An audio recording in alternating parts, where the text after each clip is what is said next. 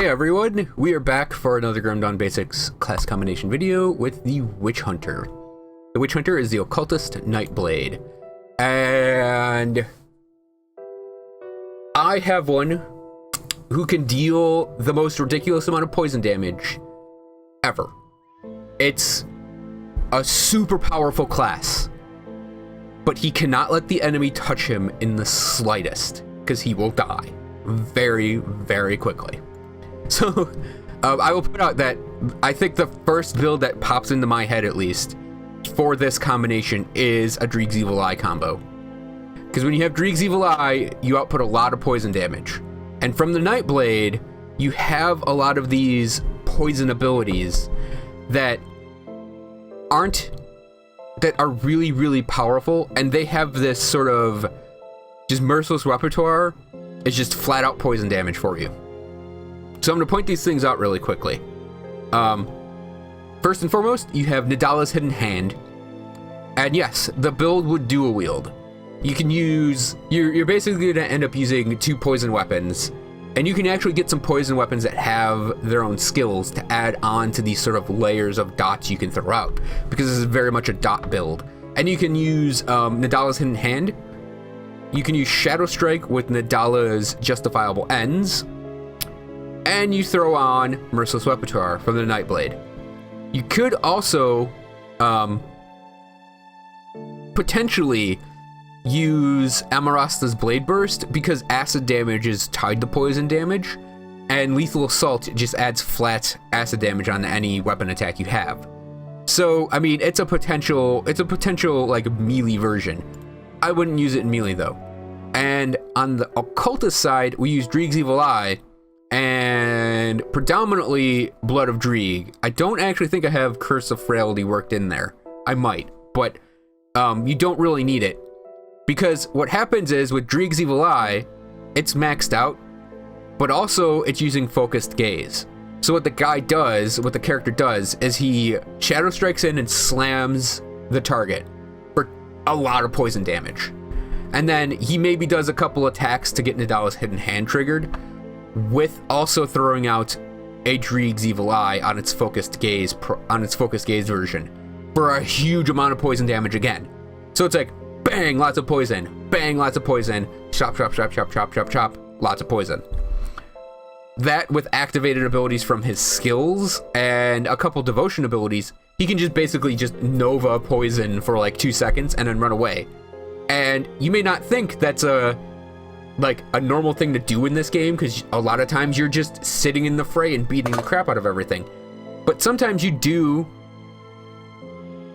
have characters that run around or like do weird interactions, and this is one of them. He hits things, gets them poisoned, and then gets the hell out of there. And then they die. They'll just decay away with all this poison damage they're taking. When he beat Logharan in Elite, it was something like maybe a minute max. I'm probably being a little generous on that. It was probably a little quicker. Because he hit Logharan and ran away and just sat there. Count to like 5. Hit Logharan, run away, and just count to 5. Hit Logharan, run away, count to 5. He's gone. It's a really, really awesome boss killer. The only problem is he's very, very squishy. And this is one of those class combinations that doesn't have a lot of defensive abilities, oddly enough. Because if you look at like the Spellbreaker, I said it's a great defensive ability class. And that's true. Because the Nightblade with the Arcanist is awesome for defense, or building up a personal defensive sort of layers of defense.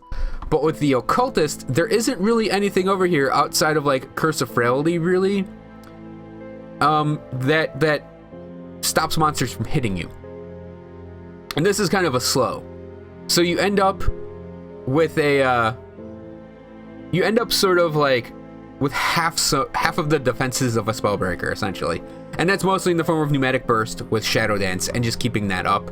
And then Night's Chill, or Veil of Shadows with Night's Chill is the other way to keep your defenses up. Oh, and that's another way to lower enemy poison res.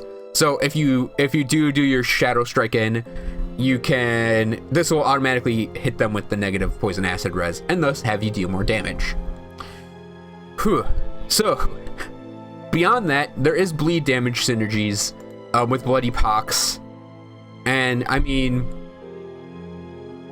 I've mentioned Bloody Pox as ho-hum before. I don't know that I'd go to this class combination for a bleed damage build, though. I'd probably go for Poison Acid or even a Chaos Vitality damage build, because the other build I could think of that jumps immediately to mind is a Phantasmal Blades Frenetic Throw build, because Frenetic Throw turns a lot of the piercing damage of Phantasmal Blades into Vitality damage and lets you just spam it. So you combine that with Soleil's Witchfire and Second Right to have more Vitality damage on your Phantasmal Blades, because they also deal weapon damage, so you can actually work Chaos damage in there. But you can also work Chaos damage in there because of Nether Edge. So just between like the Phantasmal Blades line and Soleil's Witchfire and Second Right, and maybe throw on Possession, you actually have a lot of Chaos and Vitality damage coming out of your knives, and it can be really powerful as well. A pet build would be here. I'd probably go somewhere else to do a pet build. And like I said, bleeding damage is only okay here. There are better bleed damage combinations. Specifically, the next two things I'm going to talk about are going to be better bleed damage combos. But you can actually run. You could run this melee. You could run it ranged. I prefer usually with like the poison side to stick to melee. And then running away, it's sort of hit and running. And then like the Phantasmal Blade side, you go melee or ranged.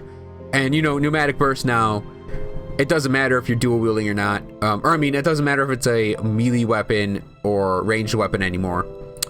Breath of Blogathian, if you're doing that Poison Acid build, Poison Acid Witch Hunter, Breath of Blogathian's great. There's not a lot of cold damage support between these two, so I'd avoid doing a cold damage build. But Chaos, Vitality, Poison Acid, it's a great combination for those damages. And I don't think I need to mention anything else here. Also, I'll point out a cool thing here is, regardless of your damage types, you can actually get 2 heals going on, because Blood of Dreeg and Pneumatic Burst are both healing abilities. So you can actually have, a little more defense through keeping yourself healed up with a lot of health regen, between like making sure you have like Pneumatic Burst up all the time, but making sure you're proccing it sort of a little more like just steadily and carefully, because you could also do another heal with Blood of Dreeg. And actually this is another defensive ability aspect of the Guardian, but I still would say you have about half the defensive ability. I shouldn't say defensive ability, half the defensive skills of, say, a Spellbreaker. It's a good estimate. Witch Hunter I'd probably put on the lower end of the tier list, just because it has that Conjurer thing going on, where there's like 2 really great builds, and then as you go on and you start looking at the other abilities, you kind of thin out over time. Gear dependency, I'd say the combination is moderate. The Poison Acid build, you just need Poison Acid gear, so I wouldn't say that's dependent at all. And then the Phantasmal Blades build, again, you just need Vitality damage and probably Chaos damage thrown in there, so I'd say that's also not dependent at all. Oh, there's bleeding damage on there too. So yeah, could probably work in a little bleed damage. But otherwise, it's like those 2 builds aren't very gear dependent. Everything else probably would be, though. And that is going to cover, I think, the Witch Hunter. Thanks for watching, everyone. I will be back next time with the Trickster, and then finishing off with the Blade Master. And I think that's everything. So thanks for watching, guys. I will see you next time.